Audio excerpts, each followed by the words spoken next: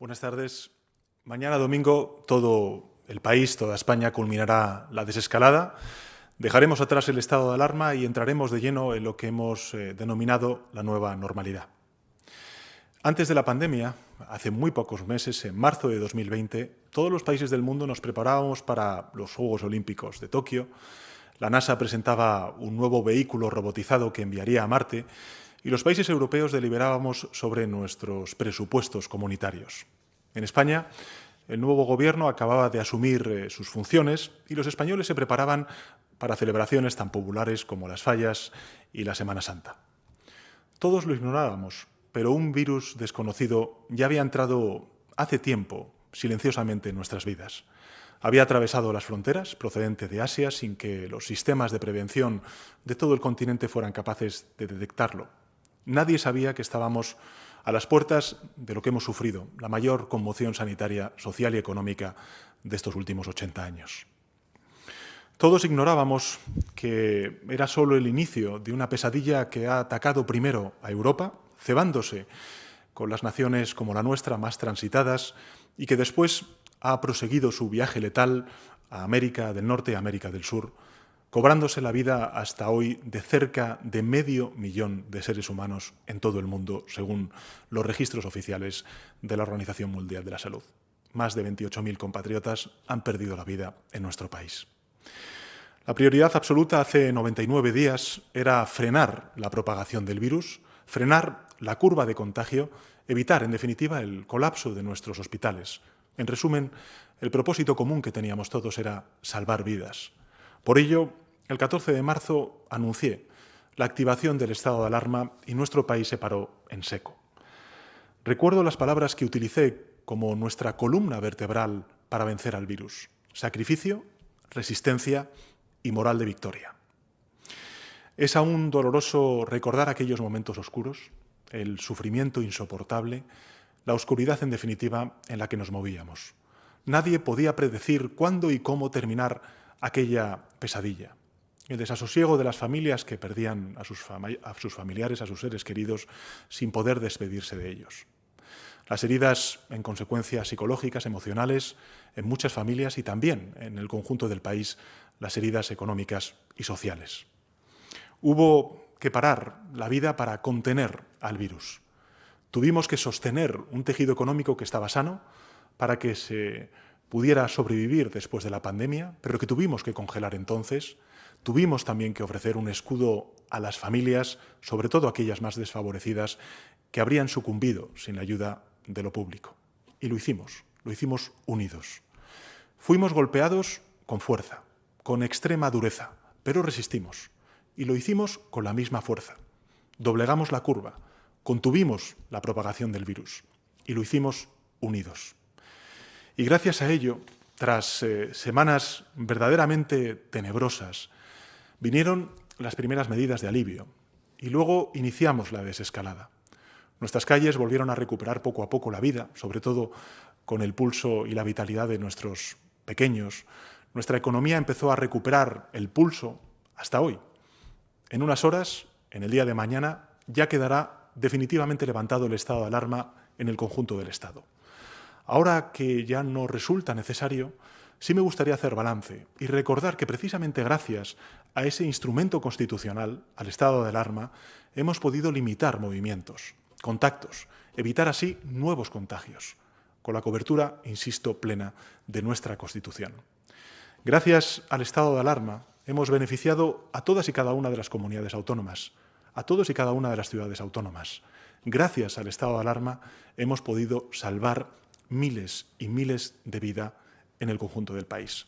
Según estudios científicos independientes, 450.000 vidas se han salvado en nuestro país y más de 3 millones de vidas en todo el continente europeo gracias a las medidas de confinamiento que hemos realizado el conjunto de países europeos. Comienza ahora una etapa nueva. Hemos, como he dicho antes, recuperado la calle, hemos reconquistado la movilidad, nuestra economía empieza a latir, nuestras fronteras empezarán a abrirse en el día de mañana, estamos en condiciones de avanzar, tenemos el deber de avanzar. Desde luego, sí me gustaría compartir con ustedes que no podemos bajar la guardia. Tendremos que mantener la guardia alta, también desde el punto de vista institucional, y seguir a rajatabla las reglas de higiene y de protección. Sobre todo, con la mayor responsabilidad personal que hemos desempeñado hasta ahora. Cada uno podemos ser un muro frente al virus o una vía de contagio. Depende de cada uno de nosotros y nosotras.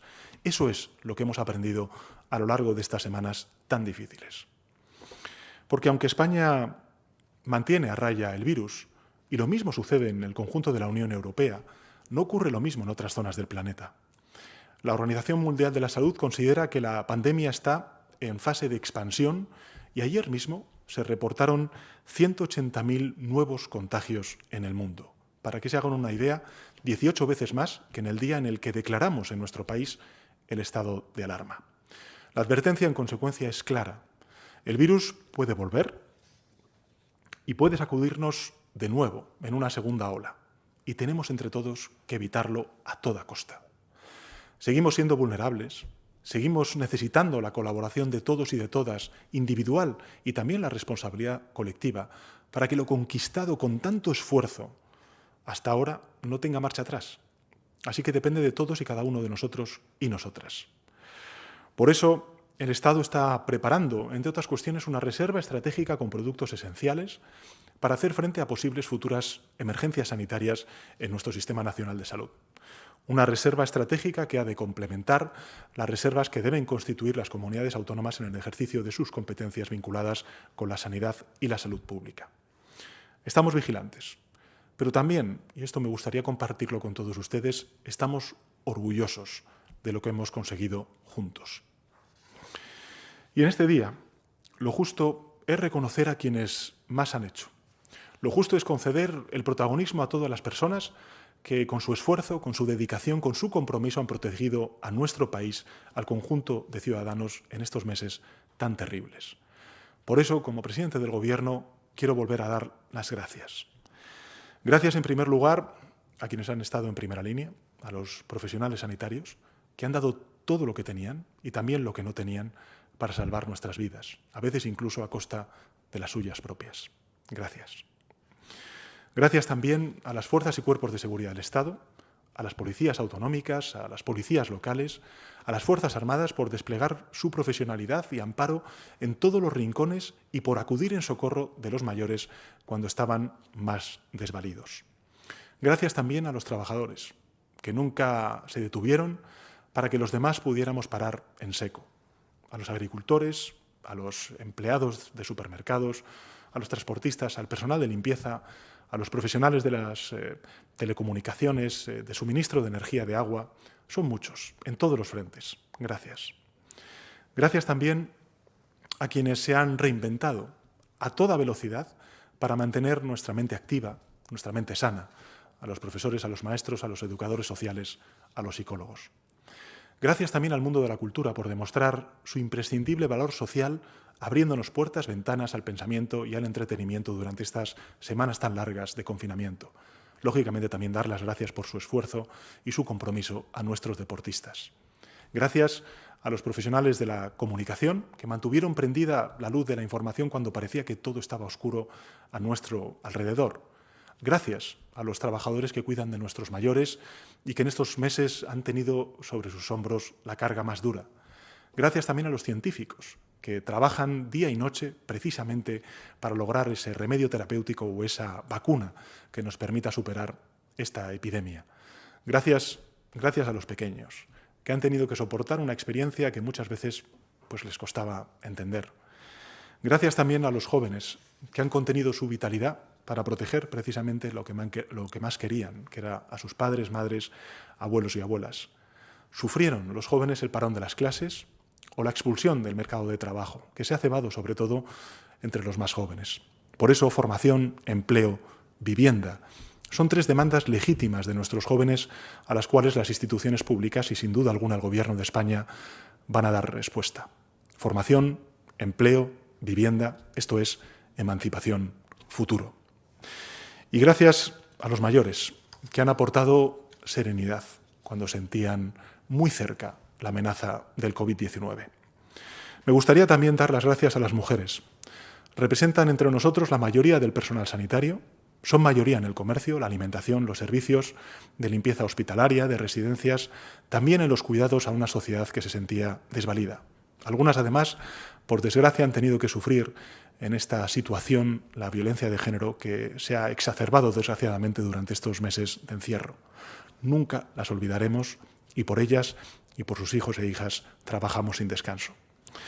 Me gustaría también agradecer a todos los gobiernos autonómicos, a todos los gobiernos municipales, a los consells, a los municipios, a las provincias, con independencia de su color político, el trabajo que han hecho conjunto con el Gobierno de España. Y me permitirán también que, como presidente del Gobierno, dé las gracias al Ministerio de Sanidad, a todos y cada uno de sus trabajadores y trabajadoras que lo han hecho sin descanso, día y noche, desde el primero al último del Ministerio de Sanidad. Gracias de verdad, gracias de corazón. Gracias, en definitiva, a todos los ciudadanos por el sacrificio, por la responsabilidad y por la disciplina y la moral de victoria que han desplegado en estas semanas tan complicadas para todos. Gracias, en consecuencia, a todos y a todas por quedarse en casa, de corazón. Es un orgullo, un honor, el ser el presidente del Gobierno de este gran país. El trabajo de todos nos honra como país y honra la memoria de quienes hemos perdido por el camino. A todos ellos, a todas ellas, a quienes nos han salvado y a quienes murieron sin poder ser salvados, desgraciadamente, rendiremos un gran homenaje de Estado el próximo día 16 de julio, un homenaje que presidirá el jefe del Estado, Su Majestad el Rey, al que asistirán los presidentes y presidentas autonómicos, las máximas autoridades europeas y también, en representación de la Organización Nacional o Mundial de la Salud, su director general. Pero me gustaría también decir y compartir con ustedes algo. Hay otro homenaje más duradero que podemos tributarles, sobre todo a aquellos que han estado en primera línea y sobre todo a aquellos que hemos perdido como consecuencia de esta pandemia. Es volver a levantar nuestro país desde la unidad. Unidad para empezar, sobre todo con los más débiles, con los más vulnerables, socorriéndoles, asegurando un techo, la energía, el sustento, en definitiva, sin dejar a nadie atrás en esta crisis, como hemos hecho, por ejemplo, al aprobar sin ningún voto en contra en el Congreso de los Diputados el ingreso mínimo vital.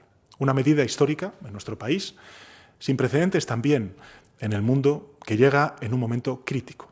No íbamos a permitir más infancias rotas, más generaciones sin futuro o más familias sin esperanzas.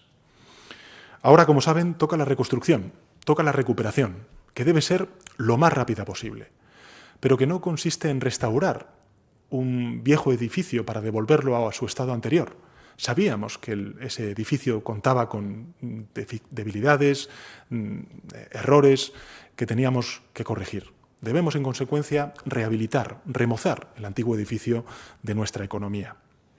Hemos de poner las bases de una nueva economía. Así lo estamos trabajando con Europa, que ha presentado una agenda marcada por el cambio de nuestro modelo energético, por la transición ecológica, por la digitalización de nuestras empresas, por la formación, la educación y la ciencia. Ese es el sentido de los planes que estamos presentando para sectores que han sido dañados como consecuencia del COVID-19, como es el subturismo o el sector de la automoción. Ese es el sentido también de la aprobación de medidas tan importantes en el Consejo de Ministros que ahora mismo están tramitándose en el Parlamento, como es la Ley de Cambio Climático, la Estrategia de Economía Circular, el Plan Nacional de Energía y Clima o la Ley de Educación. Y los planes que vamos a aprobar en el ámbito de la digitalización, de la ciencia, de la vivienda, de la renovación urbana, de la movilidad sostenible, del comercio y, sobre todo y ante todo, de nuestros jóvenes. Una transformación positiva, en base a criterios de sostenibilidad y de inclusión social, como es, por ejemplo, el ingreso mínimo vital aprobado por el Congreso de los Diputados hace escasos días. Necesitamos sectores recuperados, cuanto antes, pero también necesitamos sectores renovados, adaptados a un mundo que debe erradicar las emisiones contaminantes, que debe hacer frente a la emergencia climática y que ha de contener el derroche de energía. En definitiva, necesitamos recuperar nuestra economía, y al mismo tiempo debemos renovarla para hacerla más inclusiva y más sostenible. Precisamos, en consecuencia, de dar una nueva respuesta desde la economía también a este nuevo mundo que ha surgido después de la pandemia del COVID. Este es el camino que tenemos ante nosotros. También el de poner en pie un nuevo estado del bienestar que subsane las carencias que se han evidenciado en esta crisis. Por eso, impulsaremos una comisión mixta de evaluación en el Congreso y en el Senado para analizar con rigor el estado de nuestra sanidad, de nuestra ciencia, de nuestro sistema de atención a los mayores, en definitiva, de nuestro sistema de protección social. Contamos esta vez con una ventaja que no se dio en la anterior crisis, y es la respuesta europea. De la pandemia también emerge una nueva Europa que ha aprendido la lección y que ha buscado el acuerdo, la unión, en definitiva la solidaridad a través de esa propuesta que hemos conocido de la Comisión Europea por una recuperación para la crisis que comportará transferencias, préstamos, para que el conjunto de economías europeas, pero sobre todo aquellos países más golpeados, podamos relanzar nuestras economías impulsando la transformación digital, la formación, la ciencia, el cambio de modelo energético y también podamos asistir a los sectores sociales más afectados por la crisis. En la crisis de 2008 ya comprobamos que el egoísmo, que la división entre países y dentro también de los países ahondó precisamente los males de la economía y los prolongó en el tiempo. Hubo entonces, y lo hay ahora, dentro y fuera de nuestras fronteras, quienes vieron en la pobreza, en el paro, un desafío no económico, sino una especie de castigo merecido por los pueblos del sur de Europa por supuestos defectos morales que no eran tales. Pero lo cierto es que no fue ninguna penitencia lo que enderezó la economía y nos permitió recuperar la senda de crecimiento. Fue el cambio, por ejemplo, en la política monetaria del Banco Central Europeo lo que mejoró la economía y, en consecuencia, propició la creación de empleo y la prosperidad del conjunto de economías europeas. Tenemos por delante el horizonte de la reactivación de nuestra economía a nivel europeo y a nivel estatal, no solo, insisto, para reconstruirla, sino sobre todo para hacerla más sostenible, más digital, más productiva, más inclusiva, para poner en pie una nueva economía. Hemos aprendido de la anterior crisis que la insolidaridad no reactiva nada, sino que ahonda y prolonga los problemas de las empresas y también de la exclusión social y de la precarización de los trabajadores. También aquí es bueno no olvidar tan pronto las lecciones de un pasado tan reciente. También aquí necesitamos hacer las cosas de una manera diferente a como se hicieron en el pasado. Y es, en definitiva, lo que estamos haciendo entre todos. Esta vez Europa debe salvar a Europa, y no como se hizo antes. Y a mí no me cabe duda de que es lo que vamos a lograr. Y de este modo también el espíritu europeo, no me cabe duda, recibirá un nuevo impulso. En el plano español, en el plano de nuestro país, estoy convencido de que España debe entenderse con España. Y por eso en los próximos días, desde el Gobierno, y compartiremos con las fuerzas políticas que participan del ideal europeo el desarrollo de las negociaciones dentro del Consejo Europeo de esas propuestas conocidas por parte de la Comisión Europea y solicitaremos un respaldo activo a las posiciones del Gobierno de España. Europa debe vernos como somos, unidos en la defensa y en los intereses nacionales y del avance de la causa europea. España, como he dicho antes, debe entenderse con España. Una de esas consecuencias, de esa filosofía de que España deba entenderse y reencontrarse con España, debe ser la de la reflexión que compartimos en muchas ocasiones, de que da la sensación de que la experiencia vivida es que gastamos demasiadas energías, demasiado tiempo en crear diferencias, divisiones, en definitiva, confrontación entre nosotros. Diferencias que luego resultan peor que inútiles, porque son dañinas, cuando surgen los problemas de verdad, como son los que hemos visto y sufrido durante estas largas semanas, como es la enfermedad y la muerte. Nos lo decíamos cuando asistíamos impotentes a un fallecimiento o a una desgracia, pero parece como que pronto lo olvidamos. Lo útil es unir fuerzas, propósitos. Lo eficaz, lo que tiene sentido en estas horas tan críticas es cooperar. Es algo que hacemos en muchos ámbitos de la vida, si lo pensamos. Lo hacemos en el trabajo, lo hacemos en la escuela, lo hacemos en la familia, lo hacemos con nuestros vecinos y vecinas, y cada vez que lo hacemos comprobamos que da resultado. Sin embargo, desde hace mucho la sensación que tiene la opinión pública, el conjunto de ciudadanos y ciudadanas, es que esto no ocurre en la política. Y no tiene sentido que en todos los ámbitos de la vida seamos capaces de convivir, menos en el ámbito de la política, que lo que no se destila es precisamente ese entendimiento. No podemos aceptar como algo natural e inevitable que la política se convierta en un generador de confrontación, de provocación, de odio. El Parlamento precisamente está dispuesto en un semicírculo para hablar con claridad, incluso con dureza, pero también para dialogar. No es un ruedo en el que solamente se deba pelear, no es un campo para el insulto o la provocación o la mera confrontación. No se trata de renunciar con esto a nuestras propias ideas, a defenderlas con pasión, ni a que nadie se le pida actuar y defender ideas o intereses que van contra sus propios valores y convicciones. A lo único que debemos renunciar es a la falta de respeto, al insulto, al acoso, a la amenaza, a la provocación. Se trata de recordar que por encima de las diferencias legítimas que nos separan, nos une una voluntad de convivir. Ninguno de nosotros tenemos el poder de obligar a nadie a que abandone las formas crispadas y broncas en la vida política, pero todos y cada uno de nosotros tenemos el poder de abandonarlas en nuestra propia acción. En definitiva, en el camino del entendimiento, el respeto es un paso, pero ese paso es también una meta a la vez que un paso. Todos hemos comprobado que la cooperación ha sido fundamental en el combate contra la enfermedad y también contra la muerte. Y todos sabemos que en el horizonte acechan otros enemigos, igualmente temibles, como son el paro, la pobreza, la exclusión social. Y también contra esos enemigos la mejor defensa es la unidad y la cooperación. La unidad, lo he dicho en muchas ocasiones, ha evitado contagios. La unidad ha salvado miles y miles y miles de vidas en nuestro país. Y la unidad puede y debe salvar empresas, puede y debe salvar empleos. También por eso nos necesitamos todas y todos. Si tuvimos el coraje suficiente para resistir juntos, no tengamos miedo alguno ahora de avanzar unidos. Avanzar unidos será el horizonte de los 4 años de legislatura que tenemos por delante. Y yo estoy convencido de que el mejor homenaje que los vivos podemos hacer a los fallecidos es honrar la vida, hacer un país mejor, más justo, más vivible. Como saben, esta será mi última comparecencia de este periodo excepcional y quiero acabarla dándoles las gracias por su atención y sobre todo agradeciendo a todos los ciudadanos y ciudadanas que sin distinción de ideas o de lugar de residencia han actuado responsablemente, con generosidad, con espíritu y moral de victoria. Han sido solidarios, han sido comprensivos, han hecho frente al sufrimiento y las dificultades de manera ejemplar.